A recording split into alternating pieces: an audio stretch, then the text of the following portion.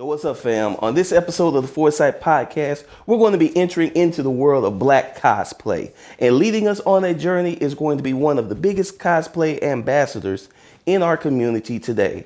Her name, LATOYA Simmons, but she's better known as Royalty Cosplay. All right, y'all, let's go.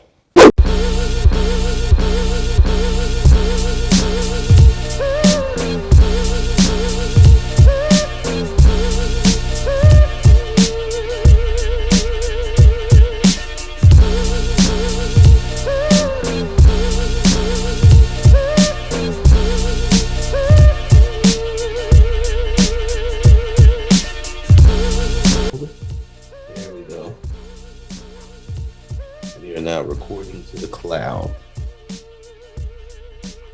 I'm just waiting on Lamar to find his picture. Wah, wah, wah. No. I'm actually talking. Oh, yeah. That. No, put your real face on. I am. I'm trying to find my real face. I'm trying to find. No, like in 3D real time. Oh, but it's gonna be delayed though. It's okay. Okay. Yeah. We just You guys will do better next time. Thank but you. It's gonna look weird with just a frozen image there with the voice. Just like who's the voice? Yeah, he's just been the voice. Wizard of Oz kind of. I just want to be like.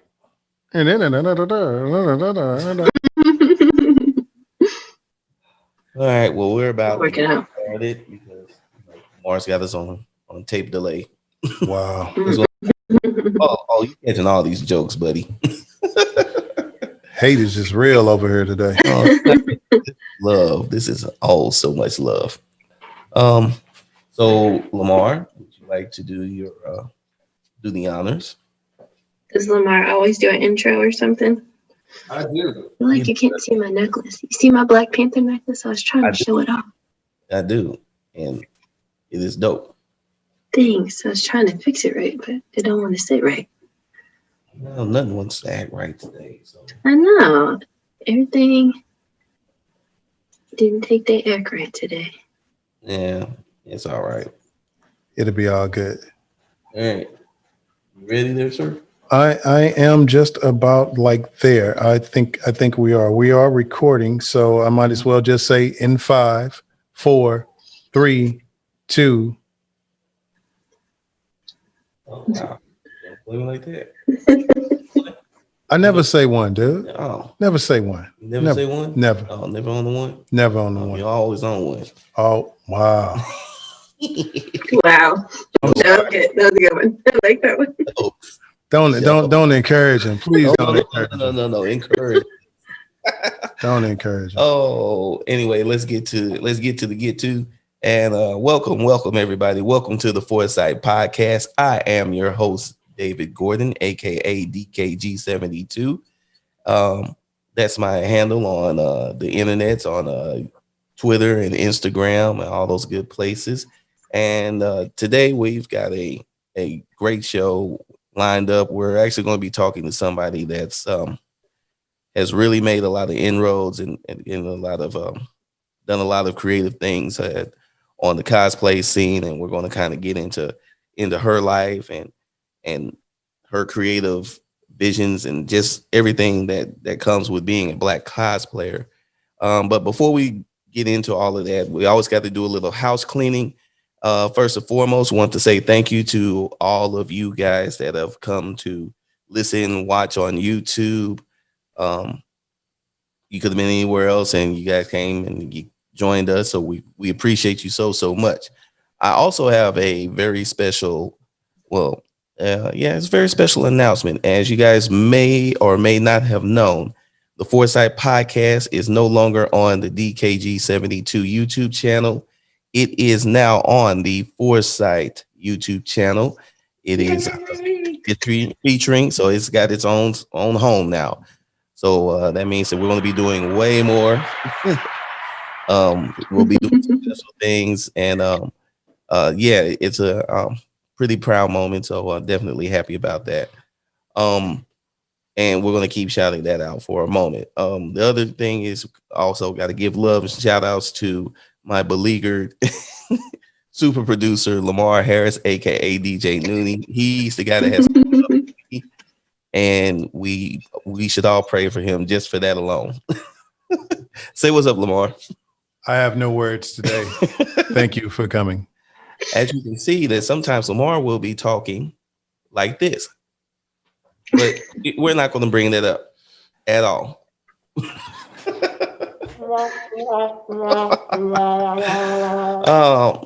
But now to our guest, and I met this young lady. I saw her work on social media, and started following her, and just really fell in love with her creativity, her enthusiasm, and what she is actually bringing to the world of cosplay. And I think it's really important that we highlight. Well, let me say this: on the Foresight podcast, we talk to creators, we talk to entrepreneurs, we talk to creative people about how they got into what they're doing, how they do the things that they do. And we kind of go behind the scenes. It's inside baseball, inside the minds of those creators, those creatives, and just kind of pull the veil back so people don't think that this is just something easy or just something that is anybody can just go and do it. We encourage people to go do it, but just know that there's some work, love, and dedication going into it. And that is pretty much what you see when you see the work of Miss LATOYA, royalty cosplay Simmons. So please, everybody, let's welcome her to the podcast. Thank you. I'm happy to be here. Thanks for inviting me. Oh, thank you so much. Thank you for coming on to the show. Yeah. So my normal first question, just to break the ice, is LATOYA, please tell everybody your superhero origin story. Kind of let us know how you got started. So let's see. Growing up, I was always a nerd, like always a nerd. And then I know this to add to my nerd story. Okay. I had a lot of allergies, still do, but when I was younger, it was even worse. So a lot of allergies, asthma, stuff like that. So I had to find activities that I could do indoors away from things outside in the environment that would make me sick. So I took to reading a lot. I went to a private school, which assigned us a lot of homework, which required a lot more reading. And so somehow over time, it sort of became like a punishment. Like reading became something that I did not look forward to. But then one day I was over my grandma's house and I had an older cousin that I always looked up to, and he had some comic books in his room, but like his room was like that place that nobody was allowed to go into. But one day he wasn't home. Okay, so you know what I did? Went in his room to try to see what was so secret going on in there. Got a hold of some of his comic books, namely X-Men, and the rest was history. So, as a guy that was kind of brought into comics through X-Men, what was the one that got you? what was the storyline that got you in? I don't know that it was like one specific storyline. I think I liked the overall sort of big picture of it. Even from a young age, I've kind of been into social justice and things like that. So I was always into symbolism. Even before I knew what the term symbolism meant, I was always looking for ways to parallel what was going on in that universe versus our universe, like the real world. So I did really like Jean Grey a lot. So the whole, her saga was like, whoa, especially, when you see it come to life on cartoons and stuff, like in the animated series. I was like, okay, Phoenix, okay.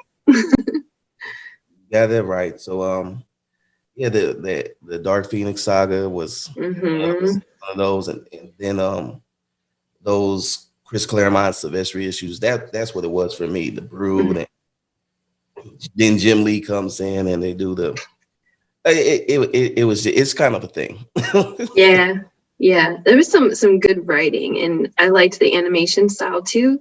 So it made reading more enjoyable for me and palatable because there was pictures to go with the words. And of course, in comic books, there's not as many words as like in a textbook or something.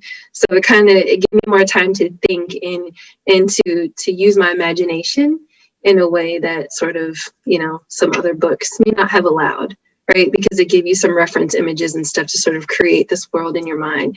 And that was pretty cool for me. That's cool. Yeah, talk about that. Talk about being like a person that, like, when you look at a book and you're like looking at millions and millions of words and you're just like, but then you pick up Mm-hmm. and it's got the words, the pictures, kind of, because I still think people dismiss that as a form of reading, but I know a lot of, because I'm not a book reader myself as much, but Mm-hmm. graphic novels and comics all the time. Kind of talk to that, how that affected you and how that brought you in. I love art. I wouldn't say that I'm the best artist in the world, but I have an appreciation for it. And I always liked drawing, and I was always into fashion. So to kind of pull all of those things together and then add the reading element, I mean, the best thing that came to mind was a comic book, right? So it kind of brought in different aspects of who I am, or different facets of who I am, and helped me enjoy something that I started. I originally enjoyed, but then I started looking at it as a punishment, that reading component. So adding reading and sort of text to visuals that I thought were amazing and beautiful and captivating, and relatable too, it really got me hooked. Oh, that's dope. That's dope. So you're reading comics now after you snuck into your cousin's room, the room that you were free to go to. I hope we're beyond the statute of limitations on that, so you can't go. I think so. He still doesn't know I did it, but yeah, he doesn't know. Maybe if he watches this, I don't know. He has no clue I was in his room. Stop snitching down. I know. I didn't do anything. I just asked a question. So you sneak in, you reading all these comic books, and of course it sparks the love for comic books. Yeah. What then took you into being a cosplayer? What how did that gap? What bridged that gap? So there's a couple of things that happened. So I have a younger brother. He's a year younger, but my mom would always buy me Barbies, and I hated Barbies. Ugh. Just did not like dolls. They were creepy. I just didn't like them. Right. And then my brother had action figures, and I was like, yo, I can get down with these. Right? So a lot of the action figures, of course, would parallel the characters that you would see in comic books, like Ninja Turtles and, all kinds of stuff like that. Exo Squad, I don't even know if y'all remember that, but yeah, I used to like those little robots and shoot the missiles. That used to be my stuff. Anyway, so I would find myself playing with his toys more than I played with my own. And then as I kept going, then I have an uncle who was always really, really good at fixing cars. He was just like a natural mechanic, the way his mind was wired. And so I would always try to go outside to be with the boys and like learn about cars too.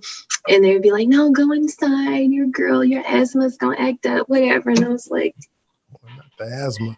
The asthma is real though, right? So I was like, I don't know. I found myself liking things that were labeled for males, right? Whether it be cars or comic books and action figures. But I was like, I'm a girl, but I feel like I could like this stuff. But then people would tell me, oh, that stuff, that's only for white boys. That's not for Black people, period, right?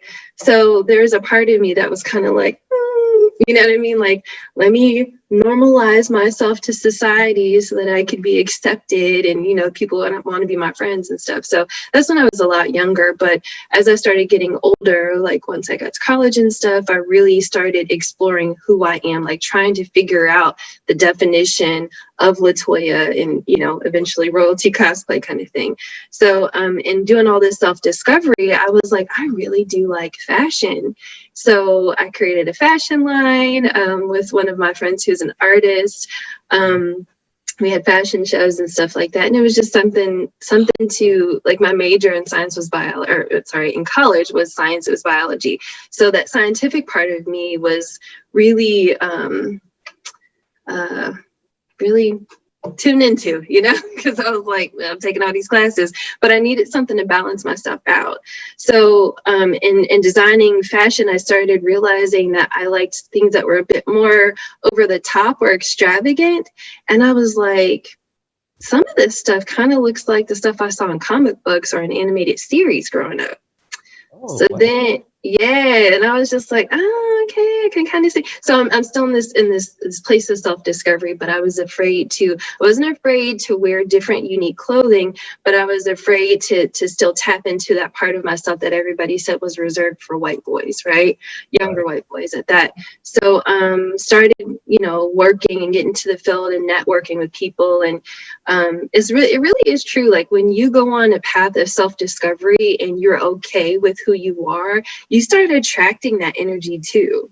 You know what I mean? And so what ended up happening is I started volunteering, because just doing what I love. I love volunteering. I love teaching and talking to people about nerd stuff. It's just my thing. I don't know. I just like it. So I ended up meeting a gentleman named Lee Willis in the process, because Lee actually also loved to volunteer. And he's also a nerd and has a huge, ginormous comic book collection. And I was like, what? I think I found my tribe, right? I was like so excited. So he told me about Dragon Con in Atlanta, and I was like, oh my gosh, you go to Dragon Con? Because like secretly in the back of my mind, you know, that had been like a dream, but I was like, it's only for white people. That's what they keep telling me. There's no black people there, right?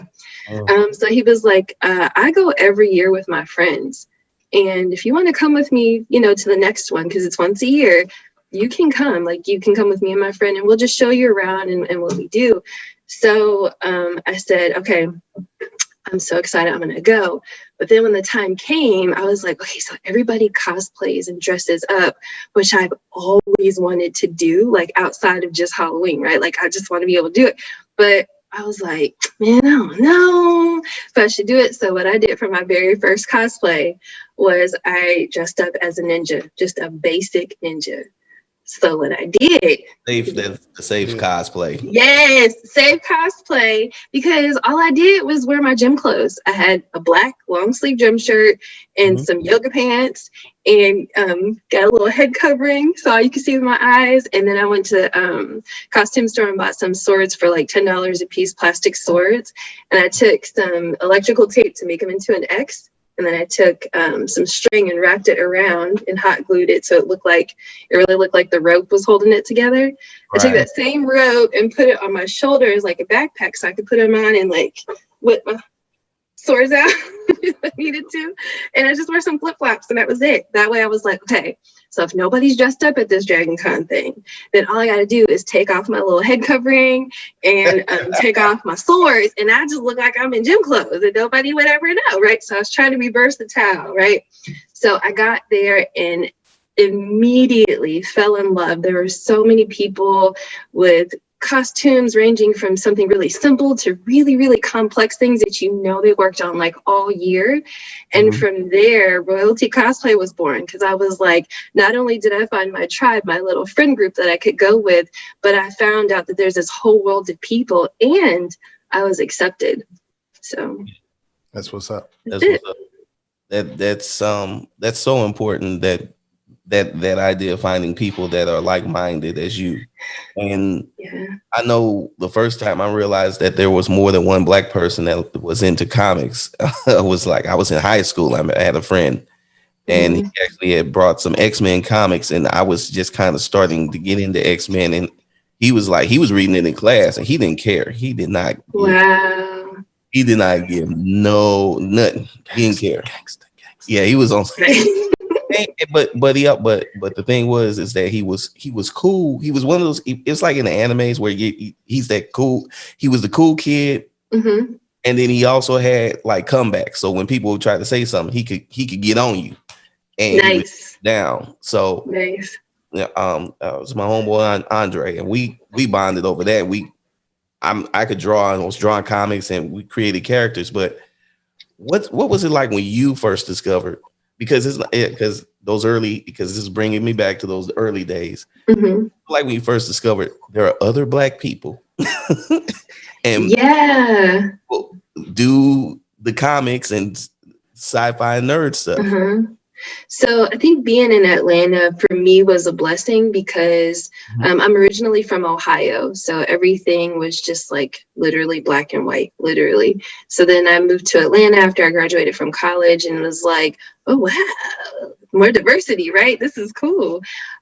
So being in Atlanta and at Dragon Con is like really, really diverse. I don't think it's always been that way, right? But I think as time has progressed, there's more and more people of color, period, attending Dragon Con. So let's see, I went maybe 2 or 3 years to Dragon Con, and then with my friend Lee, well, with both of my friends, I call them my big brothers, it's Lee Willis and Jeff Hall. And so what we decided to do is we were like, you know what, there's not a lot of cosplayers of color, period. And we were actually upset because at Dragon Con, if you've never been, and for people who have been, they already know this, when you're wearing a certain cosplay or a costume that people like, one of the greatest forms of love and respect that you get is for somebody to ask you to take your picture. Like, and they had to school me on that, right? And I was just like, listen, because it's not normal in everyday life for people to be like, can I take your picture? Right? It's just kind of awkward, right? You're like, oh, this is my bubble. Hold on now, right? Wait, what you doing, right? But there, it's like respect. So they had to school me a little bit to help me feel secure and feel okay with that. But once we were walking around, we would see other cosplayers of color kind of sprinkled about, African Americans, Asians, Latinos, whatever, you know, even a few Native Americans here and there. And we noticed something that was really disturbing to us. And it was really Lee who pointed it out. And we were like, oh my gosh, this is ridiculous. So basically, we didn't see a whole group of African Americans just together at the same time. It would just be sprinkled throughout. But one thing that we would notice is that when there would be someone of color or an African American that had a great cosplay on next to somebody else who was probably Caucasian, right? A photographer would go up to them and say, excuse me, to the African American one, can you get out that shot, please? I just need to get this one person. And we were like, so we saw that one time, then a couple more times, then a few more times. And we were like, oh, this is a thing. Like, yes, and it's not okay. No, not at all. It's right. Being on the convention circuit and having seen the rise of cosplay, I was shocked at how many Black people were gravitating towards it as quickly as they were. Yeah. And then you could see, and now I'm behind the table, you know, we're normally behind the table doing the thing, whatever. But you can kind of see it, and it's kind of like you will feel a certain way. And then and what will really make me mad is they would turn around, make the Black person move, one Black woman, Black man, make them move, take the picture, then turn around, come over to the table, talk about, hey, you do great work, and then wonder why I'm looking like, we just saw you. Like, we just saw what you did. Like, bro, really? Is that what so dealing with that, and just kind of in your infancy, how did that really come to form? Because you are so integral to the scene. Oh, thanks. I think honestly, because of the things that I've seen you're doing, how active you are at Dragon Con and other conventions, and how most people, if they see your pictures, they already know you, and they know what you're bringing to the table. How did those events kind of help form you or inform you, I should say? So what ended up happening is my two friends and I, we're solution oriented. So we saw a problem and we decided to fix it ourselves. And granted, we're 3 people, we can't take on the whole world kind of thing, right? But we can make our mark and we can make a difference.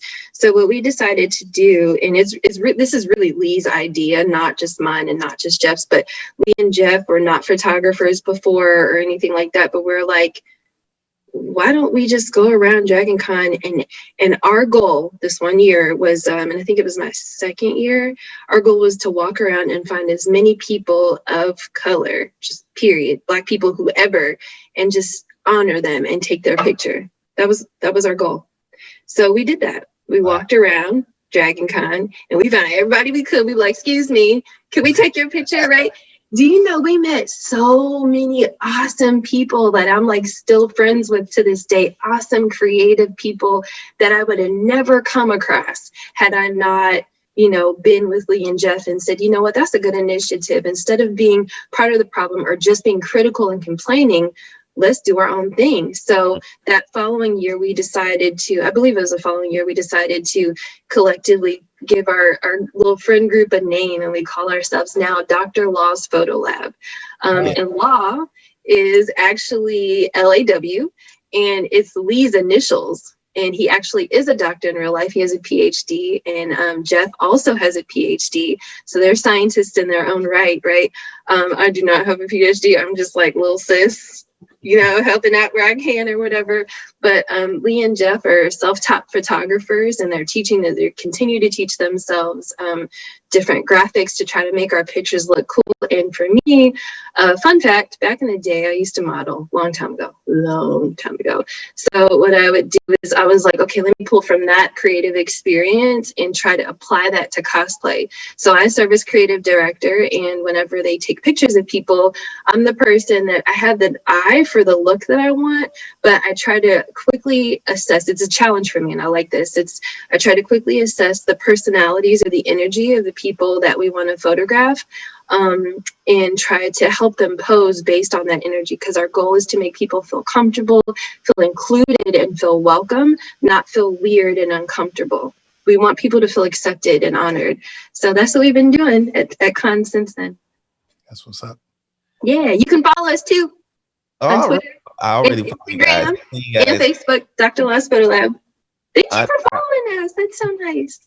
I see you guys' work so much. I see you guys, and the thing that impressed me about your group is how you guys come together. And on previous episode, I had a friend of mine that was a photographer, and she was talking about how important it is for people in that creative space to make the subjects, the people that are there, feel very comfortable. And I think you guys did a behind the scenes video, and one of the guys was talking about how wonderful he felt to finally just be able to be himself, be his character, just get into character and just kind of go nuts.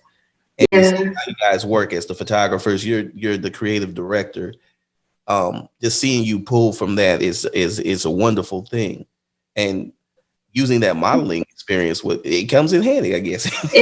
It does. That's why I really encourage people to just be who you are, walk in your awkwardness and rock it, because you never know, that very thing that makes you awkward and weird, the very things that made me a nerd actually are helping me with my hobby. And my hobby is helping with my self-esteem and helping with my confidence and helping inspire other people, which is even more magical and incredible for me.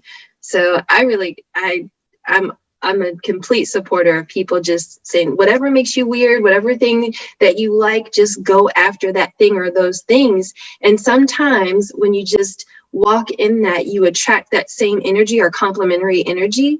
Because Lee and I would have never met if I wasn't doing what I love, which is volunteering. And Jeff and I would have never met had it not been Lee. And they were best friends through their PhD programs and master's programs and stuff like that. And so because of our little cluster of friend group, we started casting our net. So other energy, like-minded people, was also drawn to us. And so we were able to partner with lots of people. So the video that you actually spoke of is not a specific Dr. Law's Photo Lab video. That actually came out of a Cosplay Your Way photo shoot where we partnered with another incredible cosplayer, Bar Fox, on Cosplay Your Way. Yeah, so it's all about that partnership and creating that cosplay, creating the community that you always dreamed of, and knowing that it won't be perfect because you're dealing with people. There's no perfect people. There's gonna be some drama sometimes, some disagreements. Some people don't like your cosplay, whatever, right? But sort of creating that friend group. So we partner with Cosplay Your Way on a number of different projects, and about once a year, Cosplay Your Way does a really huge project for Black History Month, actually. And so some of the videos the video that you spoke of and some of the other videos that you've seen us post are from those photo shoots that Bar Fox hosts annually. Well, that's what's up. Now, being in the comics industry as a creator, I love cosplayers. I know a lot of some of the creative guys don't always get cosplayers, or they get a little upset with cosplayers because you guys they'll say, "Well, they stopped in front of my table." I'm like, dude, that's attracting attention. Shut up, let them take the pictures, and then you do your job. Yeah, partnership is everything. Yeah. So I've always said every artist alley that I'm in, is always I'm the table. Like, hey, y'all come stand in front and do what you want to do. Because I think it's important that you encourage people to do what they love. And speaking of encouraging people to do what they love, we also have another cosplayer in our midst. Do we? Yes, we do. Somebody that likes to cosplay as certain characters, and most recently was jumping off of dumpsters and stuff for a photo shoot. Isn't that right, Lamar? Really? Why are you putting my business out in the street like that? That's his superhero business, and that's so cool. Okay, now I want to see pics. Like, I got to see pics now. Video. I actually, he just sent me some too. Actually. So I'm gonna see if I can pull it up here and share this screen for a second. We'll see. Okay. Only if you're comfortable. So Lamar, like, talk about while you're trying to pull those pictures up, talk about like you being a cosplayer and kind of what it does for you.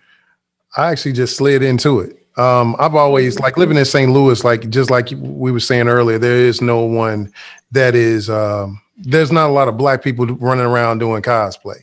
And especially when you start talking about like, blurred stuff and into comic books and nerd culture, everybody looks at us like we're just crazy and stuff. Yep. So I remember I went to actually Wizard World was my first one, only like technically about 4 years ago. And I went as actually Spider Noir. And I was like, well, let me just try. And it was cool, but it was just a different type of vibe in there. Later on that summer, I went to BlurredCon and like lost my damn mind. So I'm like, I still have to go. I still haven't been yet. You haven't been? I know. I gotta do better. I think a lot of us would have went this year, but this year I know. Yeah. This year actually was the plan for me to try to go, but but Rona, she here. Yeah. Doing what she do. Time for her to go home. Yeah, I'm tired of her. So, but Rona done stayed too long now. Time for her to go. But anyways. One of the cool things is like we did Wizard World St. Louis last year, and that was just a landmark event. Even though the convention itself wasn't all that great, but the thing about it is that it was just cool that he would show up and you would have these custom jackets and I think you had your X-Men and your Voltron jacket. Yeah, you were DJing while we were drawing and creating. So it's kind of like we were bringing that vibe and that culture. Is cosplay more fun when you're just kind of in that culture? Talk to people about how much fun it is, because when I see Black cosplayers, I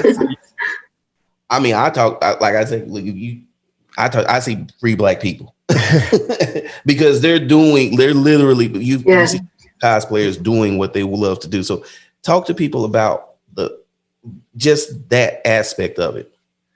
I love cosplaying. It is so much fun.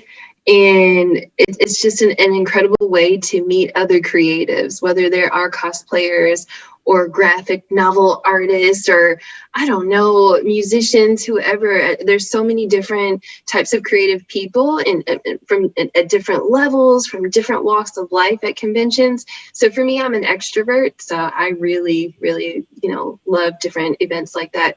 Dragon Con's my favorite convention. I mean, I have so much fun that it's to the point that I turn my phone off to everyone and everything else unless you're at the con with me. I will not respond to emails. I will not respond to text messages or any social media posts. No, it's an escape. It's a legit escape.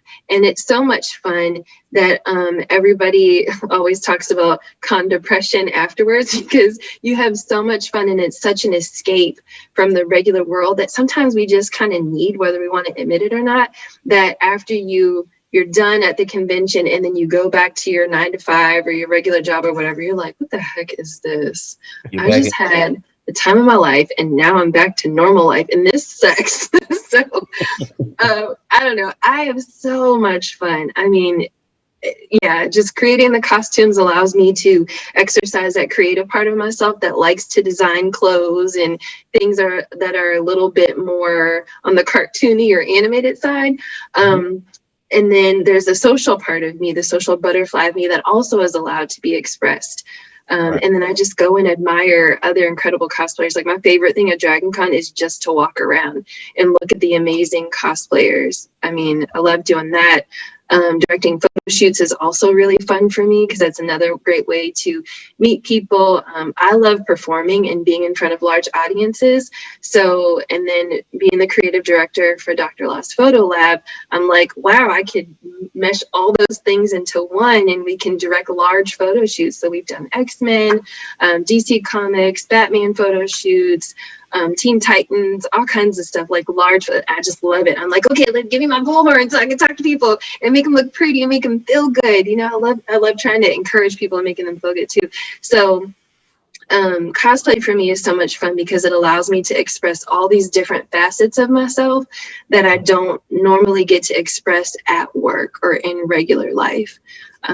So it helps me stay balanced. It's actually one of the things that I talk about a lot on different panels that I'm on is how cosplay is therapy for me for that reason, for that very reason. And I see that. I see that in a lot of Black cosplayers where they're just really in a place of just pure joy. What we're going to do is we're going to go pay some bills right now, and when we come back, we're going to talk about directing your fashion, you're putting together costumes. We're going to get into all of that because I think it's fascinating, it's fun, and I just love kind of again talking with creatives about creative things. So let's go take a quick break. This is a Foresight podcast, and we will be right back. Hey, what's up, fam? DKG72 here, and I wanted to talk to you guys about Patreon. If you know, at the end of every video, I always ask you guys to head over to Patreon, pick a tier, and choose, and your monthly donations help us, the studio, create more and more great content for you guys to watch and listen to and read and enjoy. This month, I just added on a new tier, which is our $15 Foresight Gang tier. Gang. I always wanted to do that in the video.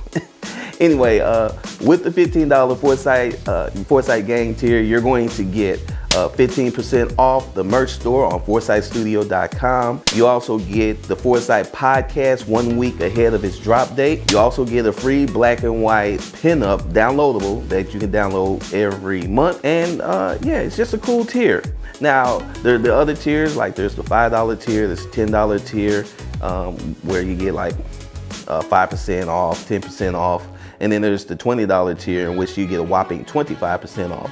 So head over to patreon.com, DKG72 Comics, and check out all the tiers and figure out which one works for you. And just remember, the $15 tier and the $20 tier, you'll get the Foresight podcast 1 week ahead of its drop date. All right, guys, it's your boy DKG72, and I'm out. Peace. In 5, 4, 3, 2.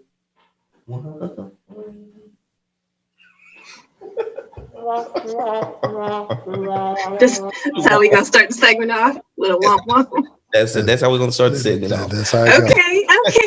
Okay. And we're back. LATOYA, so yes. You are a cosplayer and you create your costumes, and walk us through the process of first conceiving of who you're going to cosplay? Mm-hmm. And how do you even the process of picking? How do you pick out the materials? How does that go? Because I like I said, I'm always behind the table, so we're always doing that part. So I don't get to cosplay. So kind of like just take us into that world of actually putting together your costumes and what that takes. So I personally love to cosplay characters that are strong women of color. So I start there. And the way that I select who I want to cosplay is based on the origin story and the superpowers that particular character has. The superpowers for me are either things that I really admire, and if I were a superhero, I would have those superpowers too, or things that I kind of see myself in real life embodying, or at least trying to embody. So I have to really relate to the character to be able to select. One of the resources that I use a lot to be able to do that is worldofblackheroes.com. Love that website.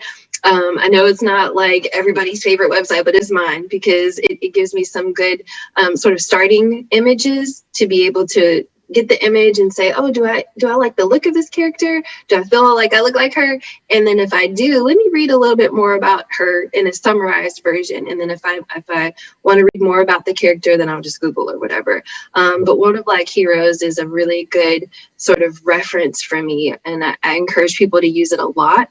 In addition to that, I also like to, what's going on back there? Wires then popped out. No, he just wires popping out. See, Rhonda done messed up everything. Wires popping out. He knocked my audio out. I didn't do that. But yeah, so I look for characters on worldofblackheroes.com, or characters that I've already known about. Strong female characters of color is my preference, but I can do other things too. So once I select a character, then I do go look for materials and fabrics. I'm learning to sew. Shout out to Walter Dean. Wow. Okay. Walter Dean is a incredible seamstress, really. Like he's a great designer, and he does such good work in terms of detail in creating cosplays. And so he has allowed me to learn under him how to sew, some of the basics of sewing, because before I could draw out what I wanted to see, but now I'm trying to bring those drawings to life, and he's helping me do that. So again, partnership, just meeting different people at cons. I met him and I was like, oh my gosh, you're so amazing. He's like, I like you too. So usually around con season, you'll see me at him, like hanging out with him and Bar Fox and Larry Love, trying to get our cosplays together for Dragon Con or the upcoming con season. So in terms of picking out fabrics and materials, I just go with whatever I'm inspired to do. If I'm looking, I get a lot of reference pictures of whatever said character is. And a lot of characters when you look through the comic books and some of the animated series, you'll see that they wear multiple costumes. It's not just always one. So I picked the one that for me feels most sexy and most pretty, but at the same time, I'm still a little conservative, just a little bit. So, I want to say some of the sexy, okay, if I can't see everything. But so I picked fabrics and materials based on that. And then just try my best to bring it to life. And then in some cases, I'm not making the costume. I'll commission it out to someone. So there's that as well. It's a lot of different options. What's your most memorable and best cosplays you feel that you've ever done? Oh gosh, my memorable cosplay? Okay. So I have to say my favorite cosplay has been my Shuri. I have a lot of Shuri cosplays, but my Black Panther one where Shuri actually becomes Black Panther. That's probably my favorite. It's a simple costume. I didn't do anything to it. I commissioned it and had it, made and sent in or whatever, but I just felt so good in it. I mean, I feel like I'm Shuri for real. And when you look up the character, you know, she's a scientist like myself, you know, and it was extremely bright from a young age and was not afraid to walk in that. You know, she didn't get intimidated or anything. She was like, what? I'm here in Wakanda making it do what it do, like helping my country. You know what I mean? And so that that resonates with me because I too like to help my country. I too, you know, I'm not as smart as she is, but I too like try to use my intellect to help other people in a positive way. So I just feel so regal when I put that cosplay on, put my Komodo beads on and carry my helmet. Like I really, that's my favorite one. But I think in terms of memorable, for me, the most memorable one is also my Shuri cosplay, where I come up with a couture version of what I think she would wear if she was in attended a ball or some sort of formal event. It was my first time working with electronics, and so I put like lights in the skirt. I have a big poofy black ball gown skirt that I made with tulle, and then put lights, purple lights or vibranium lights inside. So I was proud of myself for working with simple circuits. Okay, I'm not an electrician and I'm not an engineer by any means. So I was like really trying, but it worked. And the reason that it was memorable is not because it was my best cosplay ever, but that was a cosplay that I thought the least amount of people would appreciate and liked. And that was the only cosplay, the main cosplay that I had that was photographed and placed on display on Marvel.com. And I was like, what? Because normally they go for like the canon characters. Like if somebody looks exactly like they jumped off of the screen or off the page of a comic book, that's who they'll post. And I mean, I'm not hating on that at all because it takes incredible talent in makeup and hair and, you know, armor building and all kinds of stuff to be able to do that. So I thought like nobody's going to pay attention to my Shuri couture cosplay, but Marvel did. Wow, that's what's up. Well, You got to take a picture on my Black Panther throne. Like I actually have. That would be good. It's a full throne. We have a we put together. Well, Mar did most of the work, but no. Peter Spack did the work. I just sat there and asked him, like, can you do it? Sure. But put together a convention last year. We were able to actually. We were one of the last live conventions before. This year? Yeah, well, it yeah, feels like I know it seems like last year. It feels like 20 years ago at this point. Yeah, 50 years ago this February. Right. Soundwave and we had the gargantuan Wakanda throne, and it's fun. It's fun. Okay, so I need a picture with this. Oh, we'll talk offline. We'll arrange something. Yeah, somehow social distancing and. That would be so cool. We're gonna make it happen. Dragon Con is a convention unto itself, unlike any other. It's my everything. I remember the first time I went to Dragon Con in 2014. It was the first time I ever saw the pimped out Darth Vader. Oh yeah. And then I didn't go the next year, and I think that's the next year when everybody started taking the pictures in the back area, and all the black cosplayers would start gathering and taking pictures. And then so you're talking about what is it? What guys? Now I feel bad because I should remember this. It's black cosplayers of Dragon Con. Oh Lord, Channing's gonna kill me. So Channing's the guy that came up with all this. To get all these cosplayers together. He conceptualized it about 5 or 6 years ago. It's probably about 5 years ago now. And so I was actually one of the first people. I feel so special. I was one of the first people that he invited to the original one. And I was like, I'll come. And I was dressed in my Elektra cosplay, which I did not like because I was like, I don't even like Elektra. I only did it because my two brothers was like, you got to do Elektra. And I was like, whatever, I'll just do it. And let me tell y'all, I got so much love. People were like, you really look like her. And I was like, really? But, so I was in my Elektra cosplay. Channing said that he liked it. So shout out to C.S. Sherman.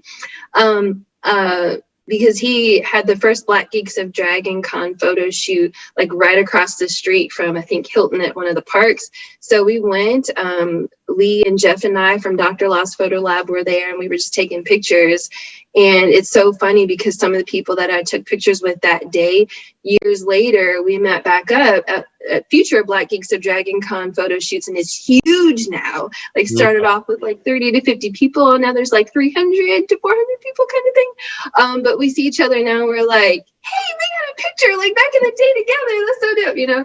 So again, another place where I made so many friends, and shout out to Channing because he does an incredible job organizing that large photo shoot and, you know, having raffles and little side sort of activities for people to be engaged in while other groups, you know, from different, I don't know, genres or whatever, are up on the stairs taking photos. So he makes it so fun and it's so welcoming. Like when I tell y'all, I've never gone anywhere before and felt that kind of energy consistently every year.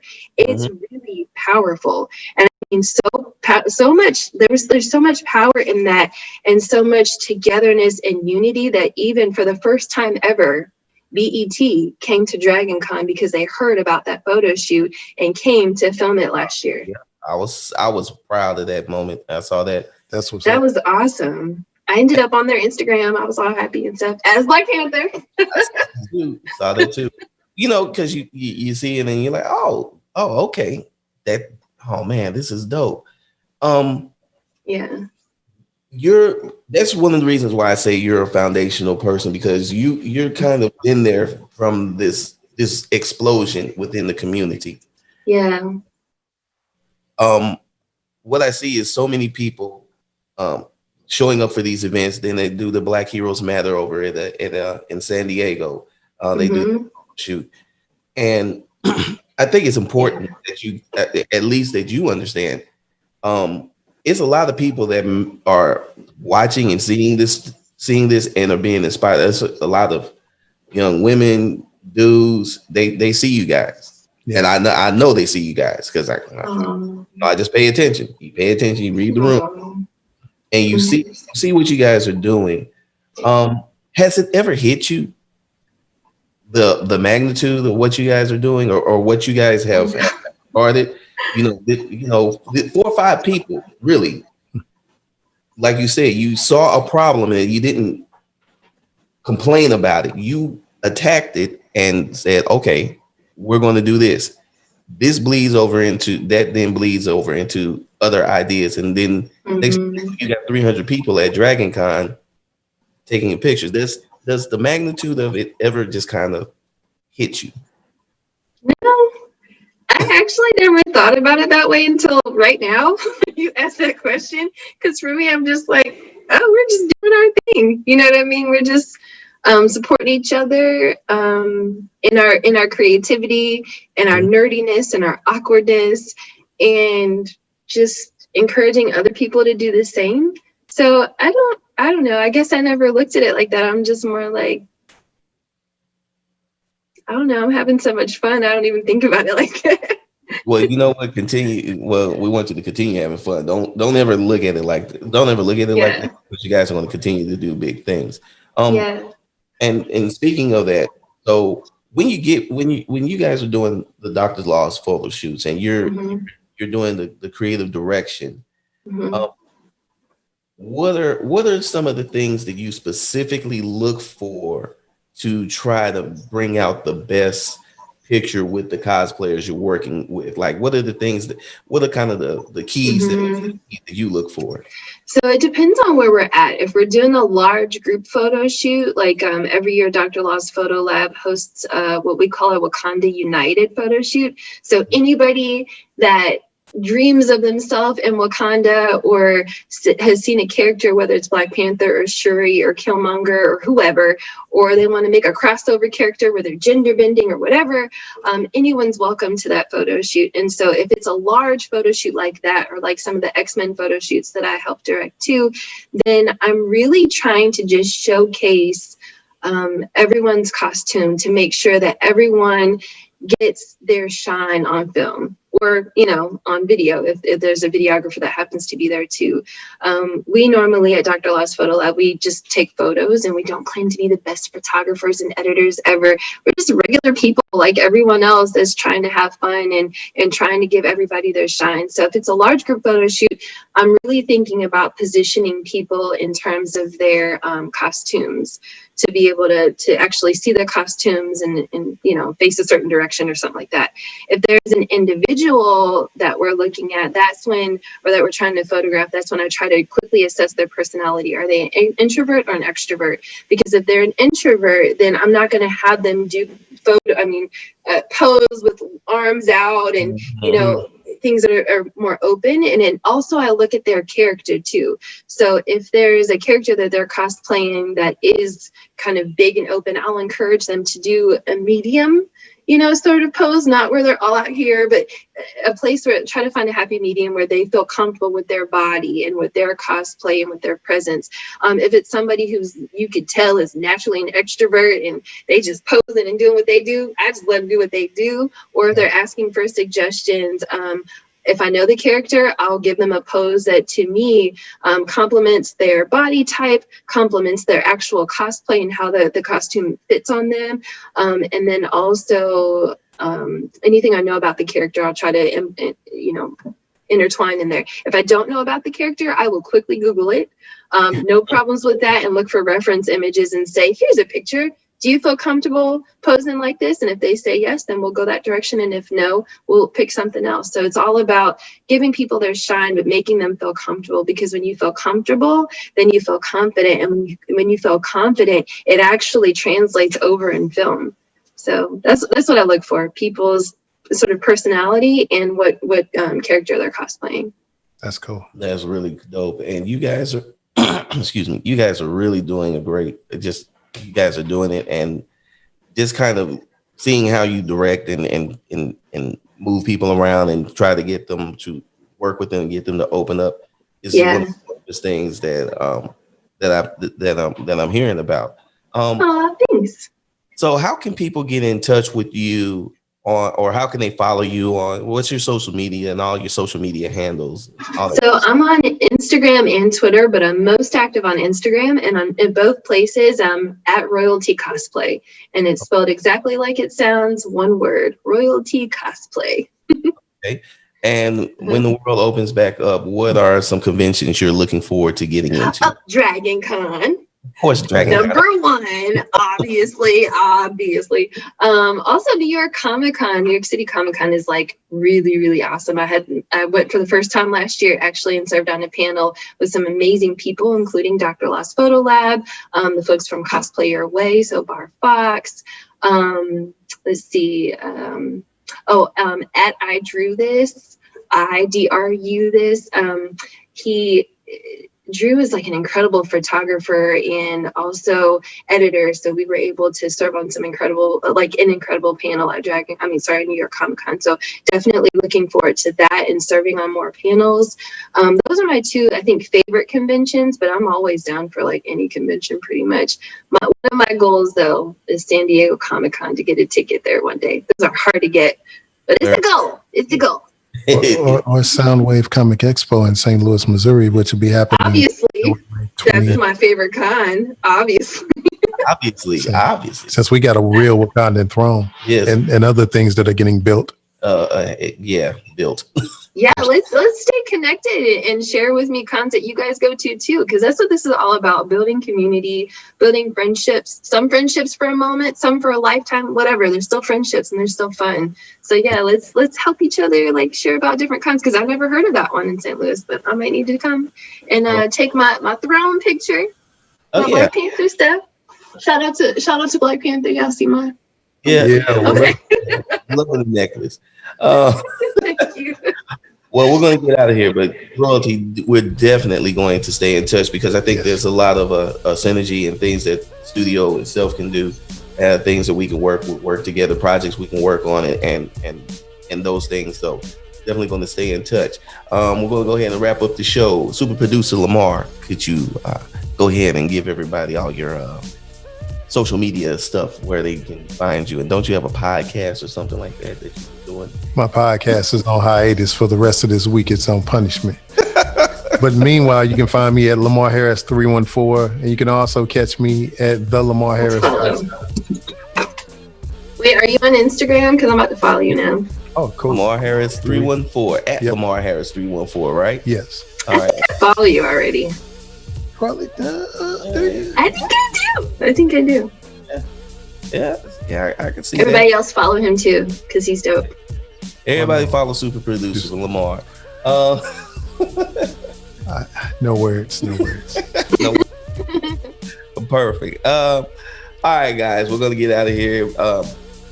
You can always reach us at DKG72. That's the Instagram, Twitter, David Gordon 72, the Facebook fan page, TikTok, DKG72 YouTube channel is going to be on a 2-week break, as of course we just did our season finale today. We'll start season 7 up in 2 weeks. Just give me a little time to catch up on some jobs. The Foresight Studio YouTube page is now up and running, so please go over there, check out all of the Foresight podcasts. That's where we'll be posting those. And of course, if you guys really do like what we're doing here with the Foresight podcast, Foresight Studio in general, there is a Patreon. It's Patreon/DKG72 Comics. Please go over there and support. That helps us do more projects and do things like hopefully be able to work with Dr. Law's Photo Lab. Just everything. Work with royalty. Everything that helps us out. So, guys, once again, I've had a blast with Miss. Yeah, this was fun. Royalty Cosplay. And on that note, guys, we will holler at you all later. Peace. Bye.